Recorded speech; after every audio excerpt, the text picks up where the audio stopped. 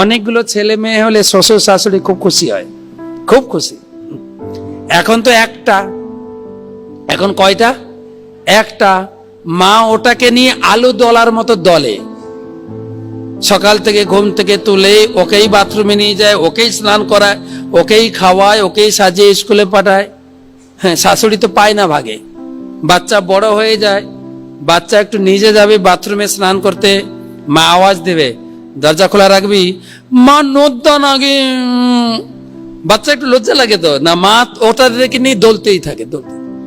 ওই আর কোনো কাজ নেই তো, বর্তমান বউদের কোনো কাজই নেই, ওই একটাকে নিয়ে ঘাঁটতে থাকে, ঘাঁটতে। ওকে স্কুলে নিয়ে যাবে, বাচ্চাটা স্কুলে ঢুকে যাবে, মা স্কুলের গেটে বসে থাকবে, আবার 3টার সময় ব্যাক করবে, আবার ওটাকে নিয়ে নাড়াচড়া। শাশুড়ি তো ভাগেই পায় না, শাশুড়ি রেগে যায়, বৌমা ছেলেটা বড় হয়ে গেল। মা কি বলছো তাহলে? আর একটা নাও। এসব বলবেন না আমাকে, একটাকে নিয়ে মানুষ করি বলছে না, একটাকে নিয়ে। একটা শাশুড়ি খুব দজ্জাল ছিল, কি বললে তুমি? একটাকে নিয়ে মানুষ করো।